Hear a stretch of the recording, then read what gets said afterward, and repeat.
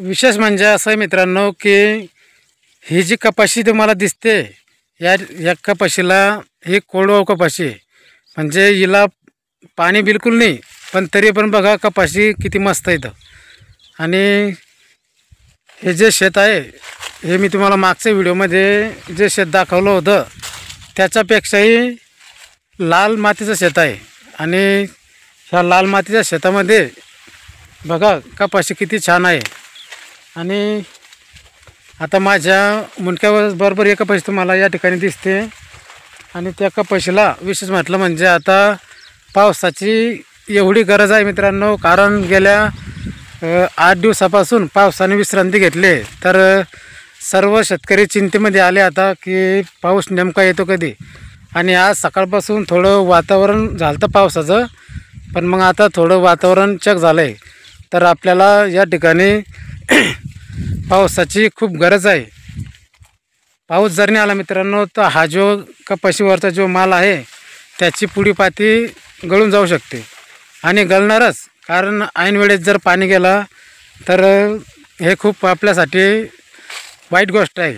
आणि ज्यांच्याकडे पाणी आहे ते शेतकरी तर त्यांचं मोटरचं बटन दाबून पाणी देऊन घेतील, पण मग ज्यांची कोरडवाहू शेती आहे त्यांना या ठिकाणी पाण्याची खूप गरज आहे.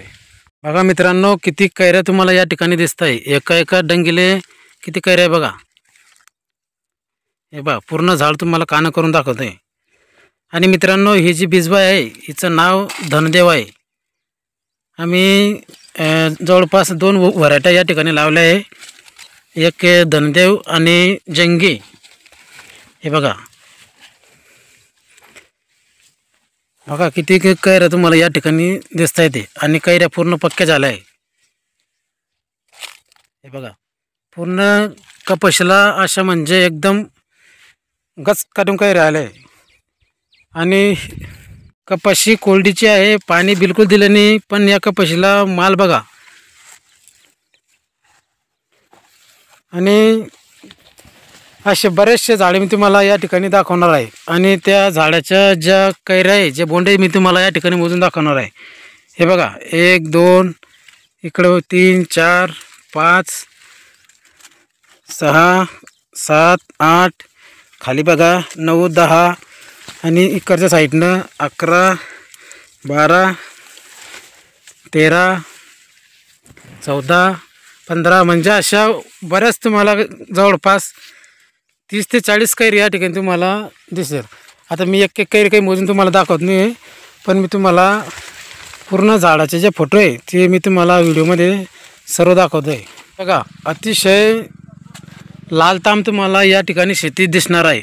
हे बघा पूर्ण माती जी आहे मित्रांनो ते पूर्ण कोरडी पडून गेली, कारण पाऊस आपल्याला या ठिकाणी 7-8 दिवस झाले पाऊस आला नाही.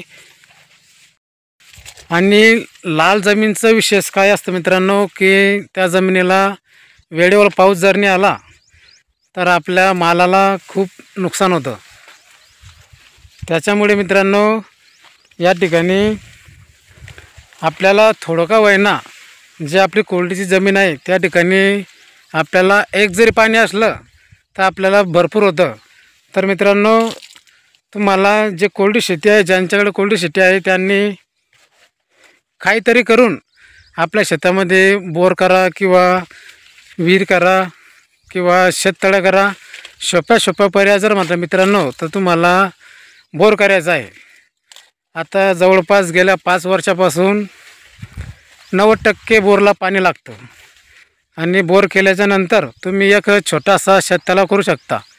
आणि त्या तळ्यामध्ये आपण आपल्या मोटरचं जे पाणी असतं ते पाणी त्यामध्ये टाकू शकतो.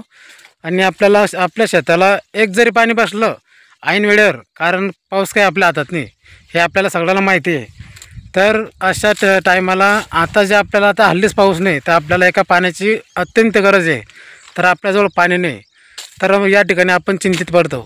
तर त्यासाठी मित्रांनो एक जरी पाणी आपण या शेतामध्ये दिलं तर आपल्याला भरपूर उत्पन्न या ठिकाणी निघणार आहे.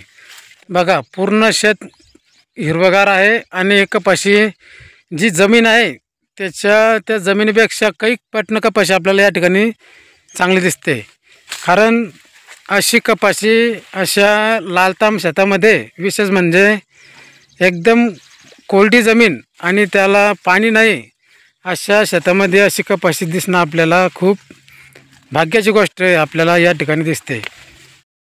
या कपाशीचं अंतर आम्ही जवळपास 2.5 बाय 2.5चं ठेवलं आहे। कारण मित्रांनो, कोरडवाहू जे जमीन असते ते आपल्याला सगळ्यांनाच माहिती आहे की एक पाणी जर नाही आला तर ह्या जमीनची आपल्याला खूप कमी अपेक्षा असते।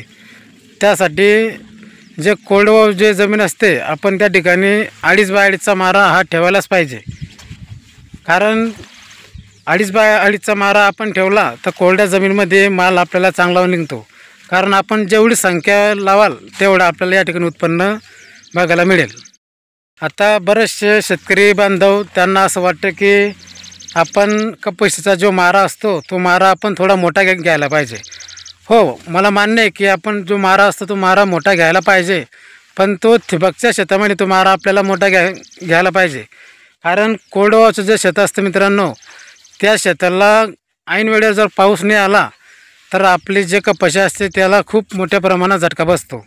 तर त्यासाठी माझं एकच म्हणणं आहे की कोरडीची जी जमीन असते तिच्यामध्ये तुम्ही हाच मारा ठेवा आणि ह्या मारा ठेवल्यानंतर आपलं जिथपर्यंत या झाडाची उंची आणि हे झाड आपल्याला वाढायला दिसेल त्याचप्रमाणे आता काळीचं जे शेत आहे तिच्यामध्ये कपाशी मोठी पण होते आणि त्याला माल पण चांगला बघायला मिळतो।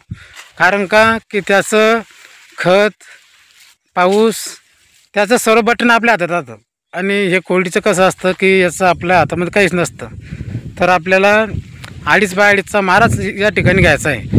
कारण आता आम्ही गेल्या बरेच वर्ष झाले या शेतामध्ये 2.5 बाय 2.5चा मारा आम्ही या ठिकाणी ठेवतो। आम्ही 2 ते 3 वर्ष या शेतामध्ये 3 बाय 3चा मारा ठेवून बघितला।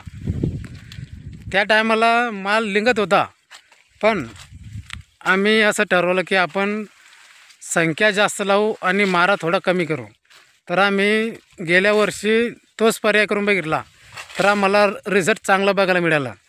तर मी तुम्हाला हेच वारंवार सांगतो आहे की तुम्ही कोरडीचे जे क्षेत्र आहे तिच्यामध्ये तुम्ही 2.5 बाय 2.5चा मारा ठेवू शकता। या क्षेत्रामध्ये आम्ही धनदेव आणि जंगी हे बिजवाई मी या ठिकाणी लावले आणि हे बिजवाई मित्रांनो कोरडवाहूसाठी खूप चांगली आहे। आता हे आमचं पूर्ण क्षेत्र मी तुम्हाला सांगितलं की या क्षेत्रामध्ये पाणी बिलकुल नाही, हे सर्व निसर्गाच्या भरोश्यावरती आहे। व्हिडिओ कसा वाटला हे मला कमेंट करून सांगा आणि माझ्या चॅनलला लवकरात लवकर सबस्क्राईब करा मित्रांनो। धन्यवाद। राम राम।